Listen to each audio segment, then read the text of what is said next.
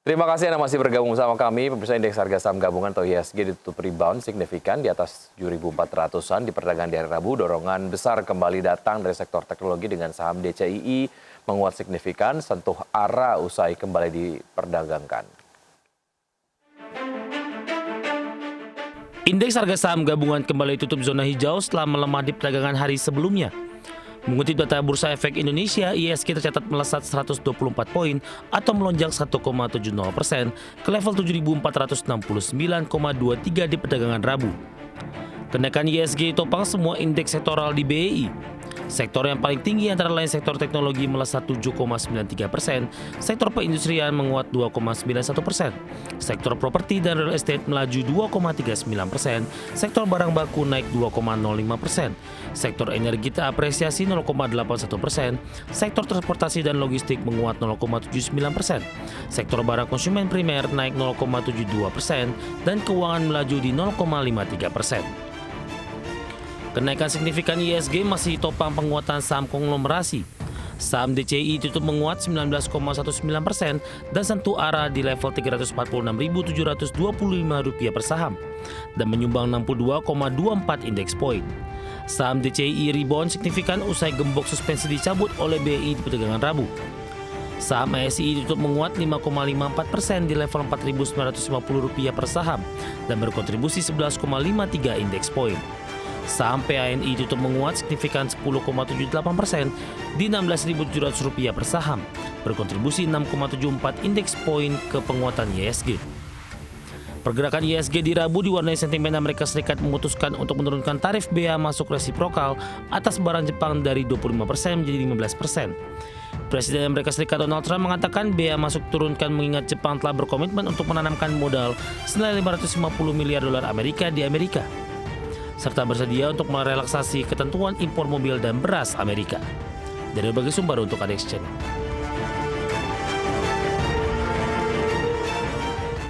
Ya, dalam postingan terbaru di Truth Social, Presiden Amerika Serikat Donald Trump mengumumkan telah mencapai kesepakatan dagang dengan Jepang. Dan berdasarkan pernyataan Trump, Jepang dikenakan tarif impor sebesar 15%, turun dari ancaman Trump sebelumnya untuk tarif masuk ke Amerika Serikat sebesar 25%. Presiden Amerika Serikat Donald Trump mengumumkan telah mencapai kesepakatan dagang dengan Jepang. Trump mengumumkan hal tersebut dalam akun media sosial miliknya di Truth Social. Berdasarkan kesepakatan terbaru, Amerika akan melakukan tarif sebesar 15% atas barang-barang impor dari Jepang, turun dari ancaman tarif sebelumnya sebesar 25%. Pemangkasan tarif berlaku bagi semua komoditas Jepang termasuk otomotif, yang merupakan komoditas unggulan Jepang, yang mencakup 25% dari total ekspor ke Amerika Serikat. Trump menyebut Jepang akan menginvestasikan sekitar $550 miliar Amerika Serikat atas arahan Trump dan akan membuka ekonominya terhadap produk otomotif dan beras asal Amerika Serikat. Selain itu, Trump mengklaim kesepakatan ini akan menciptakan ratusan ribu lapangan kerja yang belum pernah ada sebelumnya. Sebagai catatan, perdagangan antar Jepang dengan Amerika Serikat menembus $230 miliar Amerika Serikat di sepanjang tahun 2024. Pada periode tersebut, Jepang mencatatkan surplus hingga $70 miliar Amerika Serikat atau sekitar 1.140 triliun rupiah. Berbagai sumber untuk IDX Channel. Selanjutnya, pemirsa, dari pergerakan bursa global, indeks saham Wall Street ditutup melesat pada perdagangan di hari Rabu dipicu oleh optimisme pasar atas pernyataan Presiden Donald Trump terkait dengan tercapainya kesepakatan dengan Jepang termasuk penetapan tarif resiprokal sebesar 15% atas ekspor Jepang ke Amerika Serikat. Trump juga menyebut bahwa pembicaraan lanjutan dengan pejabat Uni Eropa sedang berlangsung guna menyepakati kesepakatan serupa.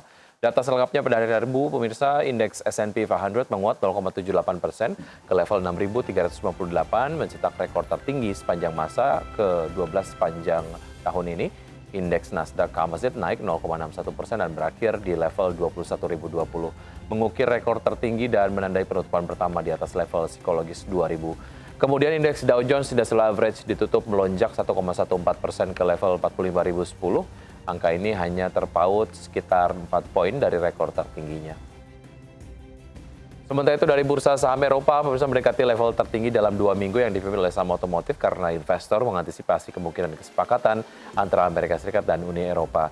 Indeks DAX Jerman ditutup menguat 0,83% ke posisi 24.240, indeks FTSE 100 Inggris naik 0,42% ke level 9.061 dan indeks CAC Prancis melonjak 1,37% di level 7.850.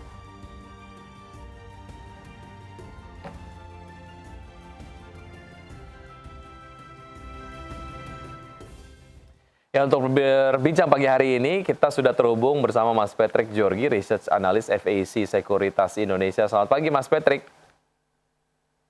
Selamat pagi Mas Wiki. Baik, terima kasih sudah bergabung bersama kami di Market Buzz. Semoga kita sehat selalu ya, Mas Patrick ya. Baik, Amin. ya Mas Patrick bicara kemudian mengenai rally IHSG kemarin tembus level di atas 7.400-an dan kalau kita lihat salah satu sektor yang menguat paling signifikan yaitu adalah sektor teknologi yang menguat di atas 7% begitu ya. Apa yang menyebabkan hal ini selain kemudian DCI kembali dibuka ataupun masuk ke perdagangan sehingga ini memberikan dorongan terhadap IHSG dan juga dorongan terhadap sektor teknologi.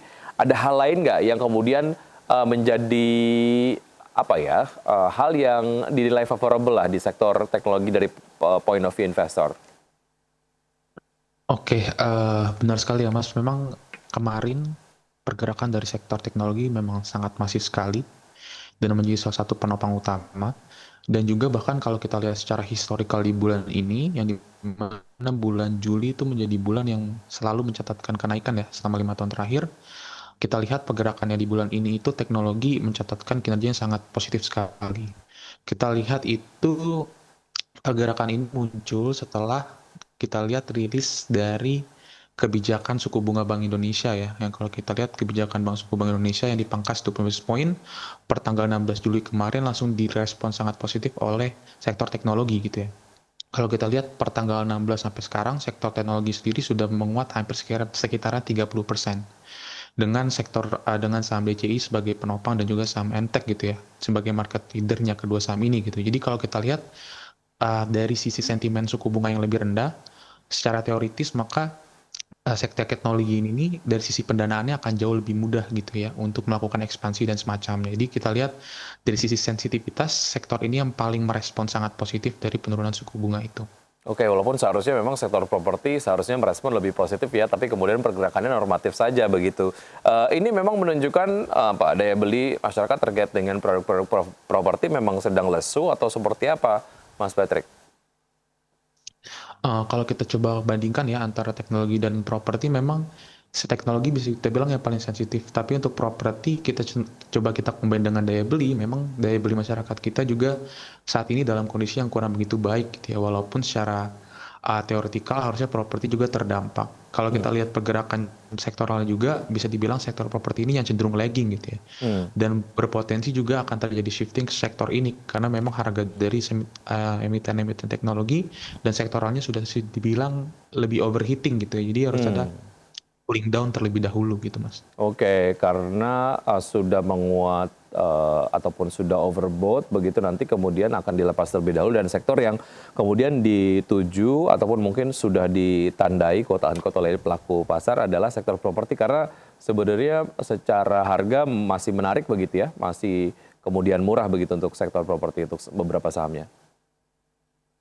Iya betul sekali Mas, kalau kita lihat dari valuasi dan pergerakan harga dari multiplier effect penurunan suku bunga sektor properti itu masih belum begitu terdampak gitu ya efeknya. Jadi masih ada potensi upside yang cukup tinggi gitu untuk sektor properti.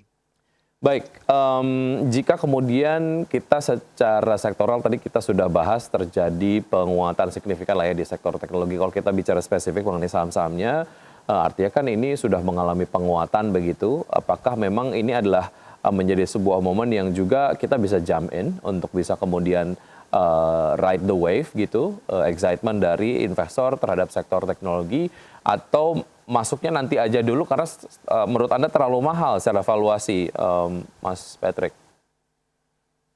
Iya, kalau kita cermati memang sektor teknologi secara teoritik itu memang menarik gitu ya setelah penurunan suku bunga. Tapi perlu kita perhatikan juga bahwa dari sisi teknikal dan juga fundamentalnya untuk dari technical harganya sudah terlampau sangat tinggi dan fundamental valuasinya juga sangat mahal sekali gitu. Jadi bisa kita pertimbangkan, kita cenderung wait and see terlebih dahulu sampai tadi saya bilang harganya cooling down, kembali sedikit mereda penguatannya dengan cara kita mungkin melirik sektor-sektor yang punya potensial upside yang sama juga gitu ya.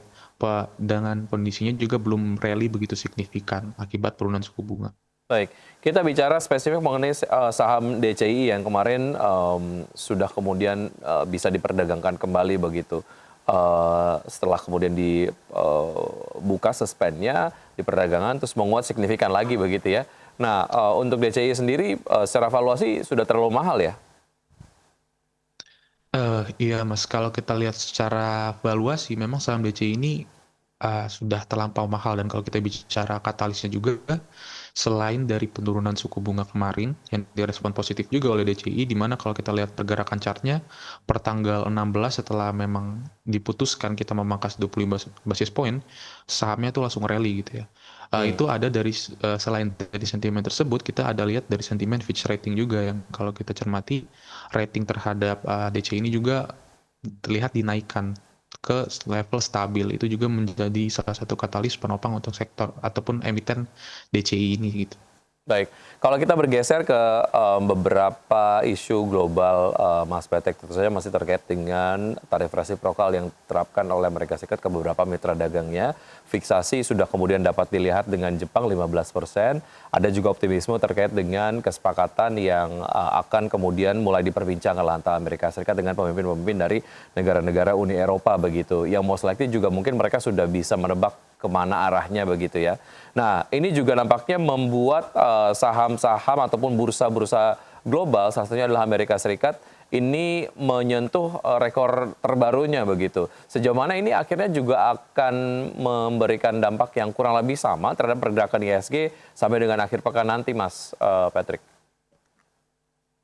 Oke, kalau kita sedikit bahas, memang ini menjadi salah satu katalis yang cukup besar ya dari sisi globalnya. Karena memang selama ini yang menjadi salah satu penghalang untuk global kita adalah dari katalis uncertainty ya, perihal perang dagang ini atau tarif-tarif resiprokal ini gitu ya. Yang dimana hal tersebut membuat market itu lebih worry dan cenderung lebih defensif gitu untuk sementara waktu. Jadi dengan adanya deals dari beberapa negara mitra dagang strategis ya antara Amerika Serikat, itu tentu saja bisa jadi salah satu penekan untuk kekhawatiran pelaku pasar. Apalagi kalau kita lihat saat ini pelaku pasar di kawasan Asia dan juga global itu melihat focusingnya on numbers gitu, dengan penurunan dari 25% ke 15% terhadap Jepang, dan juga ada potensi deals antara European Union menjadi 15% juga. Itu jadi kita lihat harusnya itu berdampak positif gitu, karena mengurangi kekhawatiran pelaku pasar terhadap kekhawatiran dari sisi perang dagang ini sendiri gitu. Baik, jadi dari point of view pelaku usaha lebih baik ketahuan walaupun memang tarif impornya tinggi daripada tidak pasti begitu ya. Dan ini memberikan semacam kepastian terkait dengan strategi-strategi investasi ataupun mungkin berbagai macam hal-hal yang dilakukan oleh investor ataupun mungkin pelaku usaha agar mengakali apa yang bisa dilakukan menyikapi tarif impor ke Amerika Serikat.